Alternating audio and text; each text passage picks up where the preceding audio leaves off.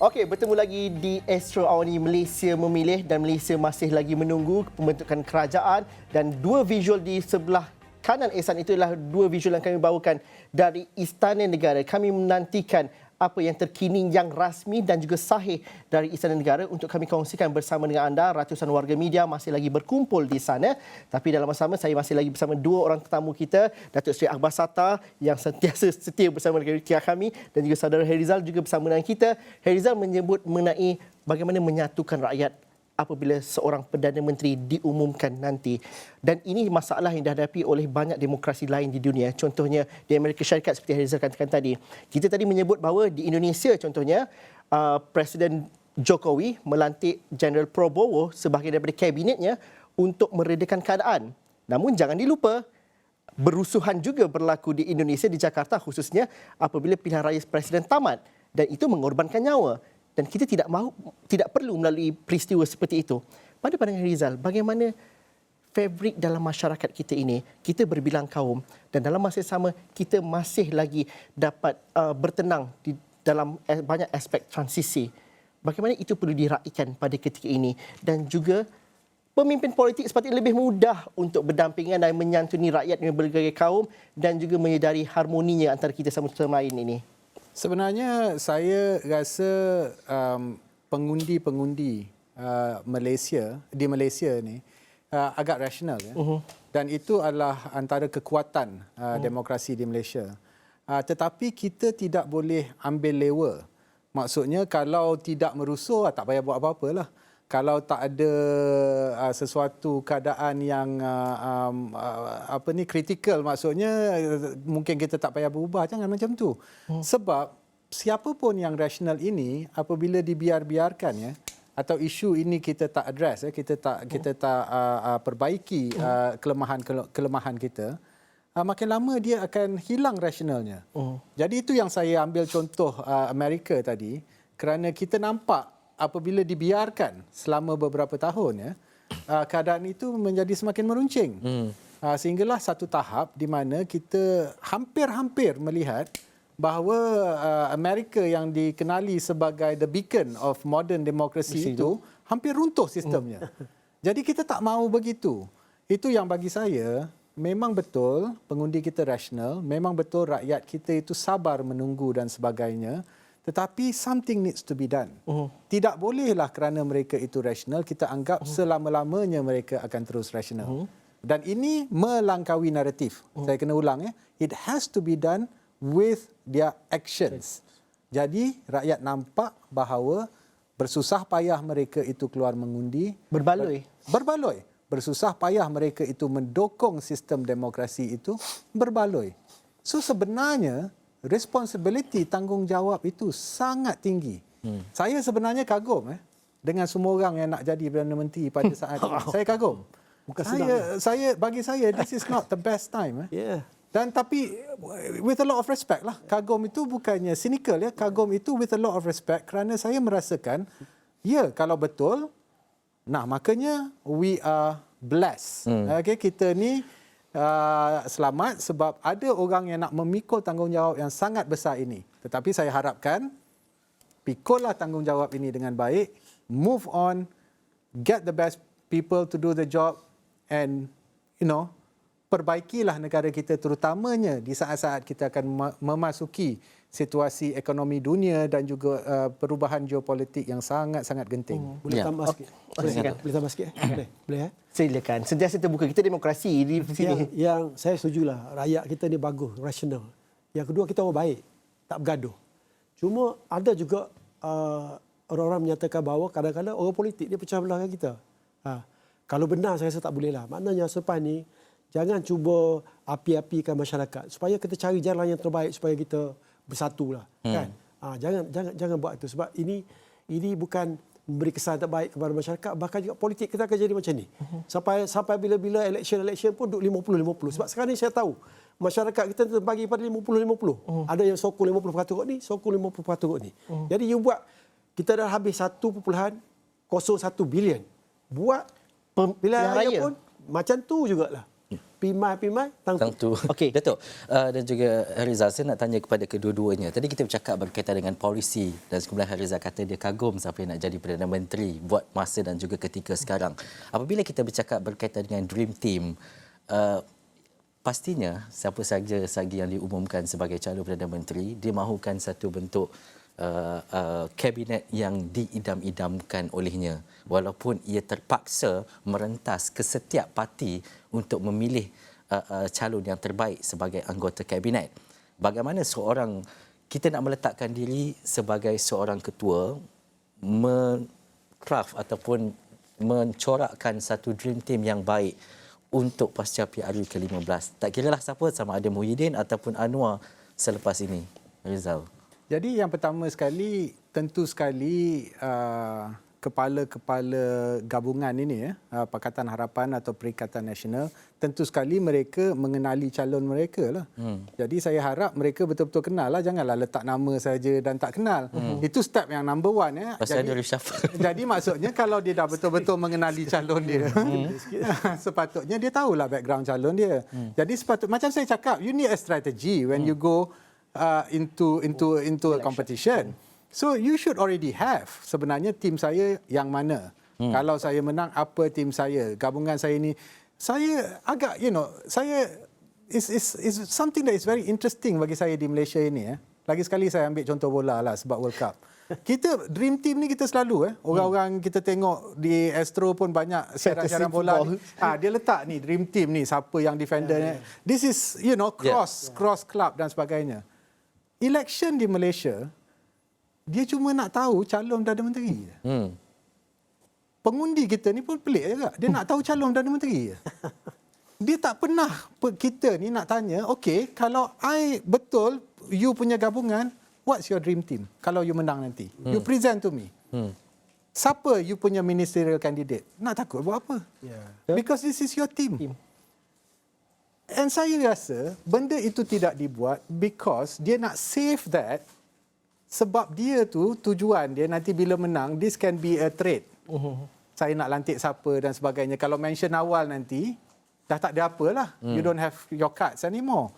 Ini yang tak betul bagi saya. Because perlantikan itu sepatutnya adalah orang yang terbaik untuk membuat kerja, and it's not a political settlement. Jadi bagi saya, sepatutnya dah tahu. Dan sepatutnya dah dipersembahkan dan dah cakap, okay, this is my team. Sekarang ni contohnya yang kita dok fikir siapa Perdana Menteri. Rancangan ni pun siapa Perdana Menteri punyalah banyak ni reporter dan sebagainya dekat luar. Kita kena tukarlah rancangan ni namanya. Siapakah Perdana Menteri kita? Tapi sebenar-benarnya bagi saya, dapat Perdana Menteri itu bolehlah nak dapat mungkin dari setengah jam, 1 jam, 24 jam, 30 hari pun dapatlah nanti Perdana Menteri itu. But we have to think beyond that. Okey, saya difahamkan kalau sahabat Datuk Seri, saya dapat berkongsikan visual terkini dari ini visual daripada iPad kalau dapat diambil rakan-rakan di dalam. Ini difahamkan visual terkini dari rumah Tan Sri Muhyiddin Yassin. Kalau dapat ini dirakamkan oleh rakan-rakan kami yang berkumpul di Bukit Damansara sebentar tadi.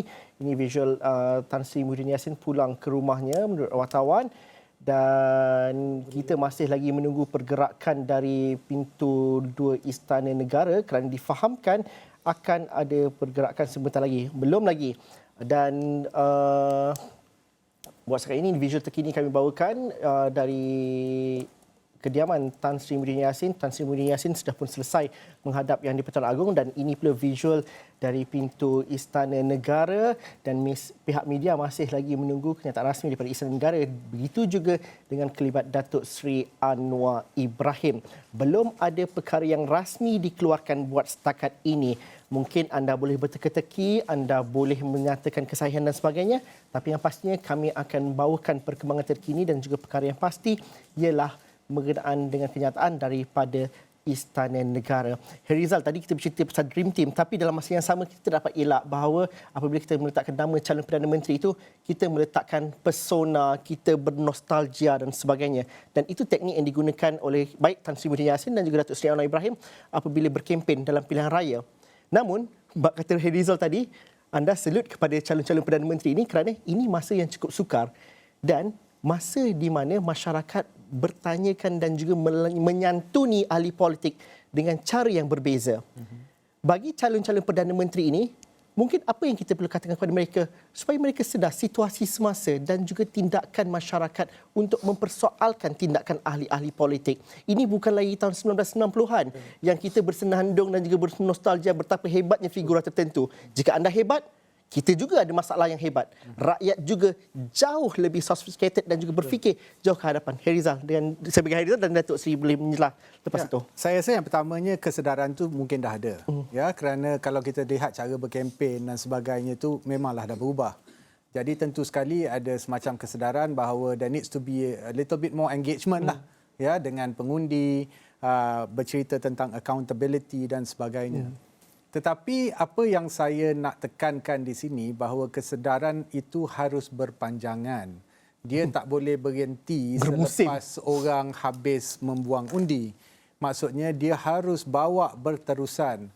Dan ini lagi sekali saya balik kepada apa yang saya cakap. Momen ini sepatutnya mereka semua sedar dan harus berubah dan harus mendokongi spirit ini, ya, untuk bergerak ke hadapan. Tetapi tanggungjawab ini bukan sahaja tanggungjawab sebenarnya members of parliament. Bukan saja tanggungjawab orang-orang yang kita dah undi untuk berada dalam parlimen itu.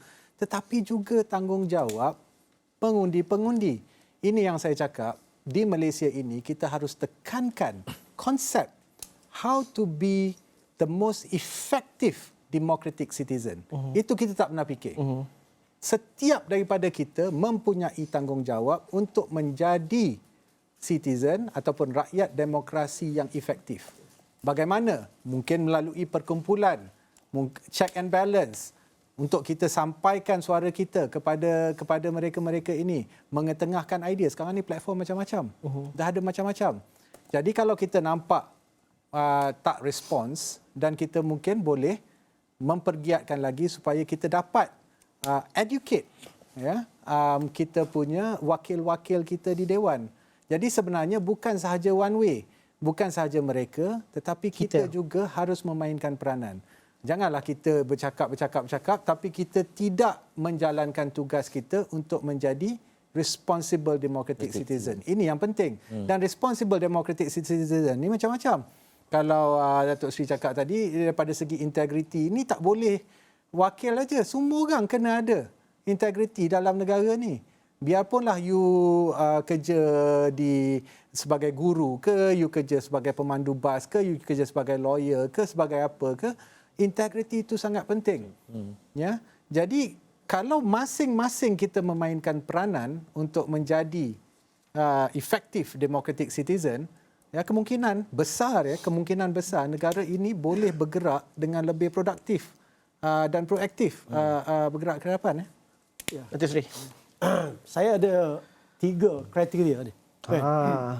Tapi 3 kriteria MIC, maknanya MI. Yang pertama merit. Maknanya seorang Perdana Menteri ataupun ketua tu mesti ada merit. Dia tahu buat kerja lah. Buat kerja dengan bagus, profesional, pilih kabinet yang bagus untuk bukan kepentingan sendiri, kepentingan negara, dan dia merupakan negarawan. Sebab negarawan ni selalu fikir anak cucu. Dia bukan ahli politik. Ahli politik ni fikir bila election, 4 tahun lagi. Buang sebelah, kan? Satu.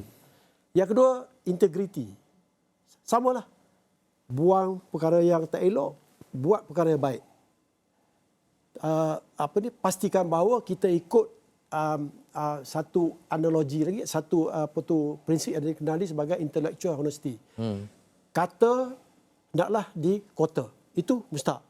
Yang paling mustahak sekali saya rasa Prof, paling mustahak. Yang ni tak banyak orang ada. Courage. Courage ialah berani kerana benar. Maknanya you buat keputusan tu bukan kerana parti, kepentingan negara. Sebab you buat keputusan kepentingan parti sebab you takut you tak akan dipilih lagi. Tetapi kalau kepentingan negara, walaupun kita tak dipilih lagi, kita akan disanjung. Kemungkinan besar dalam parti-parti politik tu, termasuk terutama sekali budak-budak muda ni, dia perlukan begini, courage, berani kerana benar. Ini jangan ada sebab selalunya kita adjust. Kita macam adjuster, can be adjusted. Itu yang masalah besar. Kalau ada 3 kriteria ni, saya pasti kalau kita dilihat, akan okey. Kalau dilihat di kaca TV sekarang ini ada pergerakan dari pintu Istana Negara. Saya belum dapat pastikan kenderaan ini BM1 okey. Jadi kereta Ni Datuk Datuk Seri Seri Anwar Anwar Ibrahim. Ibrahim. Mungkin ada sidang media ataupun ada sesuatu yang akan diperkatakan. Kita terus saja ke Istana Negara untuk ketika mengikuti secara langsung. Belum. Okey, Assalamualaikum warahmatullahi. Saya terima kasih kerana tuanku tidak menghadap untuk menyampaikan pandangan tuanku bahawa perlu ada kesepakatan kerjasama semua pihak supaya kerajaan itu kukuh dan boleh tumpu perhatian menjaga kepentingan rakyat dan memulih ekonomi. Dan kerajaan yang ditubuhkan kelak insya-Allah harus mewakili semua pihak, semua kaum, semua wilayah. Jadi maknanya inklusif dalam arti kita sebenarnya. Jadi saya telah menjunjung kasih dan terima baik pandangan dan semangat kerajaan perpaduan yang kebetulan saya sebut juga semalam. Maka saya juga beri beberapa pandangan dan kita berilah masa sedikit untuk kami dan juga tentunya ke bawah Duli Yang Maha Mulia Tuanku untuk memberikan pertimbangan dan kebijaksanaan Tuanku untuk memutuskan secara muktamad. Could you please say that in English? Could you please say it in English? Not too good in English, but Your English is excellent. we've been summoned by the Agong, and I express my profound gratitude for the opportunity given. His Highness began by expressing his desire to form a strong Commonwealth government that is more inclusive in terms of race or religion or region. That would be able to allow the government to focus on resolving the problems of the rakyat and to resuscitate our economy. And I, of course, expressed this gratitude to His Highness and said we'll do our best and would digest the advice and would wait for the final decision, which is, of course, the discretion of the Yang di-Pertuan Agong. Tak ada apa-apa keputusan lagi setakat ini. Timeline Datuk Seri. Yeah, Datuk Seri, can I when Menteri tak ada lagi ke sehingga bila? Ya, Menteri tak ada lagi ke? sekarang ni ada kekosongan jawatan dan terbuka untuk permohonan. Tadi yang Tuan Agong kata I said they say is there an appointment the President Prime Minister said no, but it's open for application. When do you any sense when it will be decided? Did you give the No, there's no decision. Datuk Agong ada tanya maklum tak bila yang diorang keputusan tu akan Dan selalunya kita ni adalah secara hormat kita tidak bagi ketetapan mengarahkan, tidak, hanya kita minta pertimbangan agung, kebijaksanaan dan ihsan baginda untuk memutuskan sebaiknya. Tapi setakat ini nama siapakah yang dipersembahkan kepada Tuanku Agong? Setakat ini kalau bagi pihak kita nama Anwar Ibrahim. Are you given time to build your majority? Is he giving you a time to build on your majority? Well, we have submitted. We can, of course, be open to improving the process.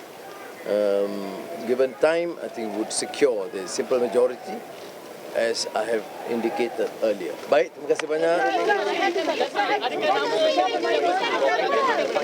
Ya. Nama yang telah dipersembahkan awal tadi pagi. Okey. Pardon? Is there a proposal to form a minority government? For now, there is no question about forming a minority government. Okay? But is there a timeline? No timeline because it's the sole discretion of the Agong, and I've said that I will accord him the full respects and the discretion, and would seek his advised and accepted decision. Okay, terima kasih banyak.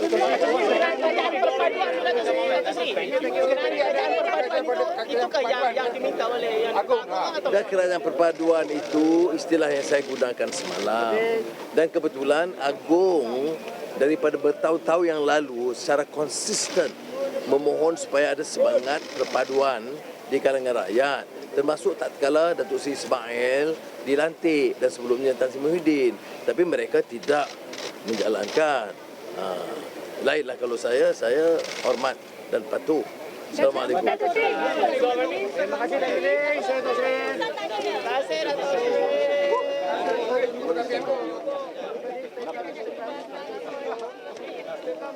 Siapa punya tadi?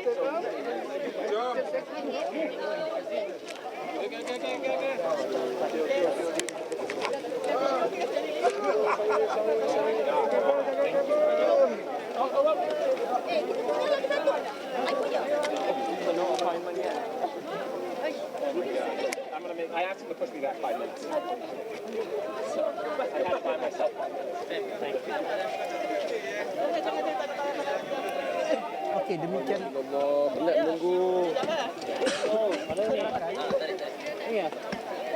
demikian tadi sidang media yang dilakukan oleh Datuk Seri Anwar Ibrahim di luar pintu Istana Negara sejurus selepas menghadap Seri Paduka Baginda yang di-Pertuan Agong.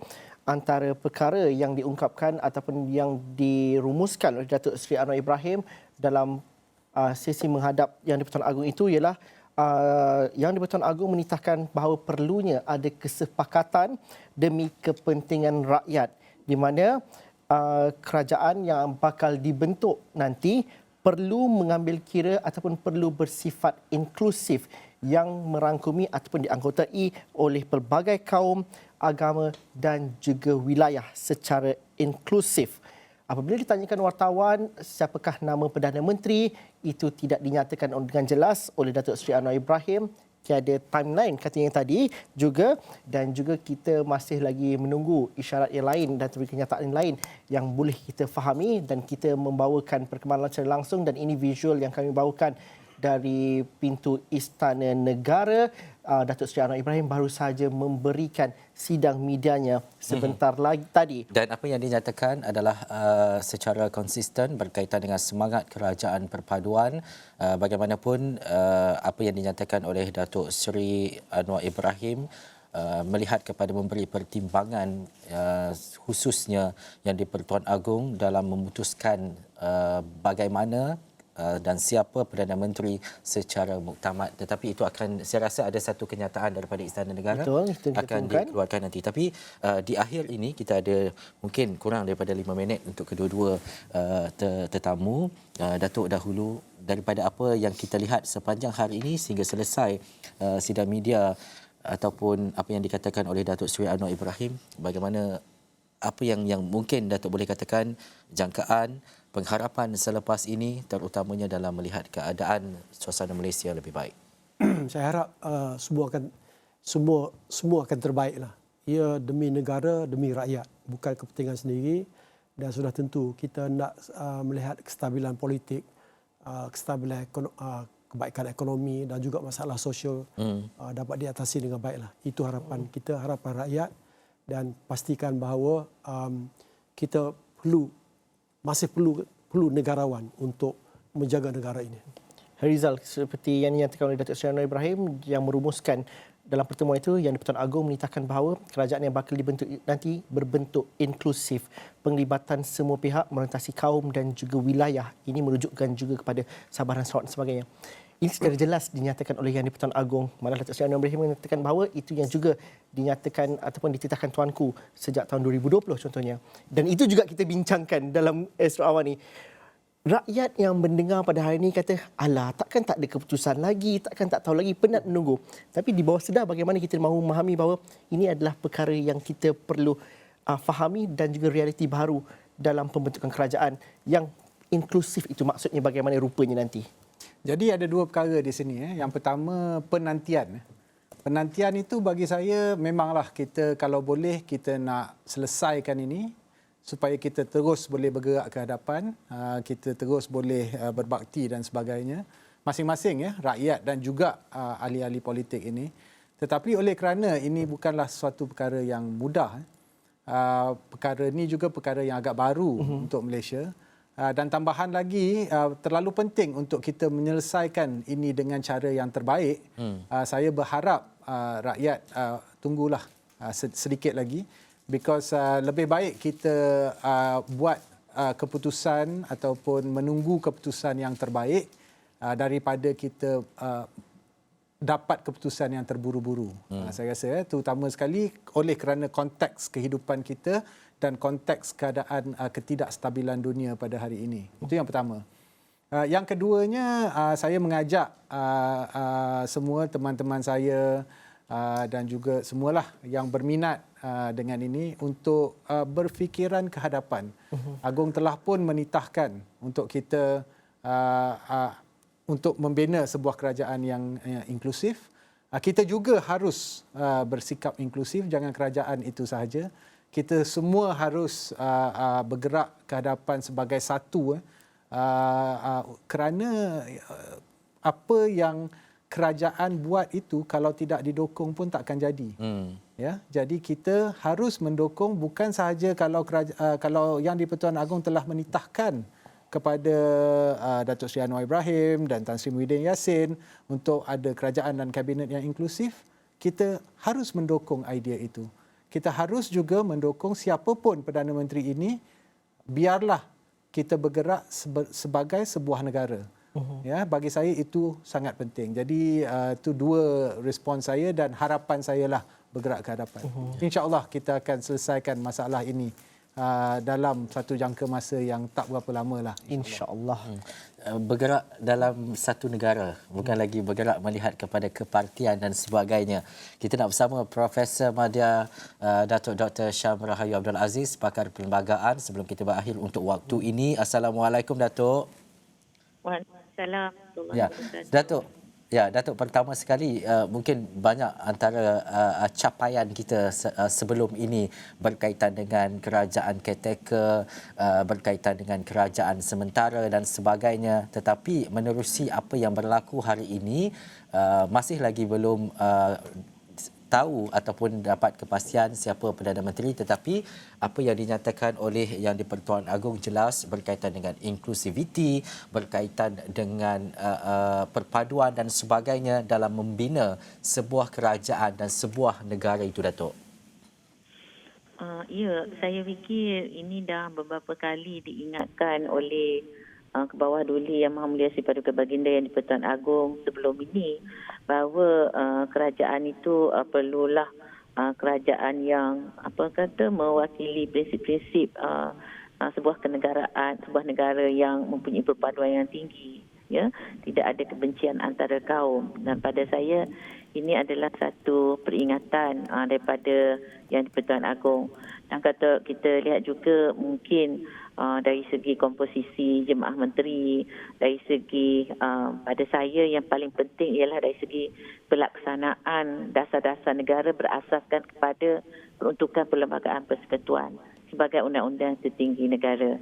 Jadi untuk mencapai satu keadaan yang mana kerajaan juga perlu dibentuk dengan memastikan ianya kukuh, stabil, supaya ia menjadi kerajaan yang boleh menerajui negara.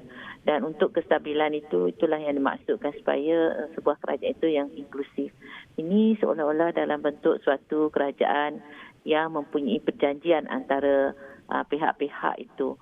Bila pihak-pihak yang membentuk kerajaan itu atau mungkin dalam bentuk sebuah kerajaan gabungan yang walaupun tidak disebut secara nyata, dan kalaulah komposisi jemaah menteri itu terdiri pada berbagai parti, maka itu bermaksud suatu kerajaan yang mempunyai kepelbagaian dari segi parti politik yang menerajui kerajaan tersebut.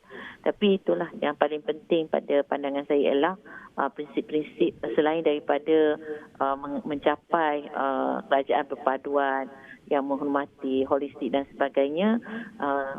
Tajuk utama kepada sebuah kerajaan itu juga adalah menjulang ketinggian perlembagaan seperti yang dasar-dasar atau prinsip-prinsip yang ada dalam perlembagaan itu harus juga diangkat kerana prinsip-prinsip tersebut merupakan asas kepada perpaduan dalam konteks negara kita. Jadi inilah harapan kita supaya kerajaan ini mempunyai kekuatan yang tersendiri, menghormati perjanjian antara mereka sekiranya membentuk gabungan dan seterusnya, dan yang paling utamanya ialah untuk mengekalkan dan melaksanakan prinsip-prinsip atau dasar-dasar mengikut lunas-lunas perlembagaan persekutuan. Datuk, kita menyebut mengenai betapa pentingnya kerajaan itu berbentuk inklusif dan juga seperti mana Datuk katakan tadi, perlunya ia dianggotai mungkin merentasi parti. Daripada segi perlembagaan dan juga daripada segi peruntukan perundangan, bagaimana kita melihat bahawa ia fleksibel dan itu boleh dilakukan? Sebenarnya perlembagaan meletakkan syarat kepercayaan majoriti itu yang penting. Jadi apabila kita mempunyai pelbagai parti dalam Dewan Rakyat dan kemudiannya begitu juga pada Dewan Negara, dan kemudiannya apabila kita membentuk sebuah kerajaan ia mewakili parti-parti tersebut. Jadi di sini parti-parti yang ada dalam Dewan Rakyat ataupun mereka yang mewakili Dewan Negara untuk membentuk komposisi atau to compose the Jemaah Menteri atau Kabinet tu kan. Jadi ini yang perlu diambil perhatian sebab setiap parti itu mereka mempunyai matlamat-matlamat berbeza. Ini yang menjadi kebimbangan saya juga. Bila setiap parti politik itu mempunyai matlamat perjuangan yang berbeza, maka kalau dirujuk kepada perlembagaan parti lah, maka ini memerlukan kekuatan kepada pihak-pihak untuk agree to disagree. Tapi sebenarnya dalam membuat polisi negara, ia sukar nak capai agree to disagree sebab contoh satu polisi, dia kena ada satu saja keputusan.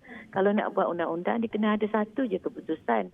Jadi ini yang perlukan sikap keterbukaan, sikap menerima dan memberi, sikap menghormati prinsip-prinsip utama dalam perlembagaan. Sebab tu dari awal saya kata perkara yang boleh mengikat ke semua parti yang berbeza matlamat perjuangan mereka ni adalah perlembagaan persekutuan. Meletakkan prinsip kenegaraan itu berasaskan kepada perlembagaan persekutuan. Barulah holistik perpaduan itu, perpaduan yang secara holistik itu boleh dicapai. Sebab kita dah ada matlamat negara. Walaupun matlamat parti politik itu harus dikorbankan oleh kerana untuk mencapai matlamat negara yang ada dalam perlembagaan persekutuan. Di sini yang perlukan kekuatan agree to disagreement, menerima perbezaan daripada parti-parti.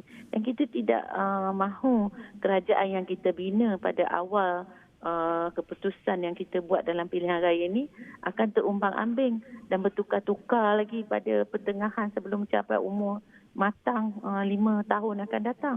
Jadi holistik ini pada saya terus meletakkan pasaknya kepada perlembagaan persekutuan dan semua orang kena setuju, semua pihak kena setuju dengan prinsip-prinsip yang ditegaskan dalam perlembagaan itu tadi. Dan bagaimana kita bergerak ke hadapan kerana pada ketika ini, ketika jutaan rakyat Malaysia menunggu siapakah Perdana Menteri ke-10 dan semua mata tertumpu ke Istana Negara, kita tidak mendapat satu lagi kenyataan rasmi. Dan pada pandangan Datuk, bagaimana kita melihat kepada konvensyennya pengumuman seorang Perdana Menteri itu dan betapa pentingnya kita, kalau dalam berdebar itu juga, kita perlu memahami ini adalah pengumuman Ketua Negara dan perlu ada cara dan juga prosedur yang sebaiknya yang dilakukan oleh Istana Negara. Mungkin kita dapat fahami, Datuk. Ya, saya percaya Istana Negara akan mengeluarkan kenyataan atau titah diraja dalam masa terdekat. Saya faham pada pemerhatian saya Istana Negara jarang sekali membiarkan rakyat tertunggu-tunggu. Dan kita sebab baru saja berlalu mungkin dalam 15 hingga 20 minit sebelum ini, saya percaya pengumuman akan dibuat sebaik mungkin supaya tidak menimbulkan rasa gesah gelisah dalam kalangan masyarakat kita lah. Pada kebiasaannya akan keluar satu kenyataan atau titah diraja melalui Datuk Pengelola di Istana Negara lah. Okey. Baik, terima kasih Profesor Madya Dato' Dr. Syam Rahayu Abdul Aziz, pakar perlembagaan, dan juga terima kasih kepada semua tetamu kita untuk waktu ini. Seperti yang Ashraf cakap tadilah, kita tak berakhir pun. Cuma kita Dia tidak akan berakhir kerana kami kenalah ada giliran antara satu pengacara dengan pengacara yang lain, kerana dalam masa yang sama kita tidak mahu terlepas momen dan juga detik bersejarah ini. Sudah pasti kami di Astro Awani sentiasa setia untuk membawakan kepada anda hujan ke panas ke ribut, insya-Allah tidak, belum lagi, tapi kita bawakan kepada anda perkembangan-perkembangan terkini. Yang pentingnya kami membawakan kepada anda perkembangan yang sahih dan juga rasmi, dan itu kami bawakan kepada anda di seluruh berorientasi platform kami. Di kaca TV 501 Awani, di laman web kami astroawani.com dan seluruh platform media sosial kami. Perkembangan yang kami bawakan dengan diskusi-diskusi penting dalam mencorak bagaimana satu keadaan yang lebih baik, terutamanya apabila kita bercakap berkaitan dengan segala perkara, termasuk perkara-perkara terkini, apa yang berlaku di lapangan, dan juga diskusi bersama panelis yang kami jemput di studio, maupun di studio ataupun menerusi dalam talian. Terima kasih kepada anda yang menonton. Terima kasih. Terima kasih juga kepada Datuk Seri Akbar Sarta dan Saudara Harizal kerana sudi bersama kami setiap masa, setiap ketika. Walaupun ada kata cerita pasal benda yang sama je, tapi sentiasa ada input baru untuk kita pelajari bersama-sama, kerana akhirnya inilah yang mematangkan kita sebagai rakyat yang menonton dan juga rakyat yang keluar mengundi. Walaupun kita resah dan juga kita mungkin banyak tak tahu, tapi kami di Astro Awani cuba untuk memberikan pencerahan dan juga membuka perspektif baru dalam kita menuju kepada sebuah negara yang lebih baik di masa akan datang. Sekian saja, saya Zulfitri Yusof. Dan juga saya Ehsan Daya, dan adakah ini perpaduan? Assalamualaikum dan jumpa lagi. Jumpa lagi.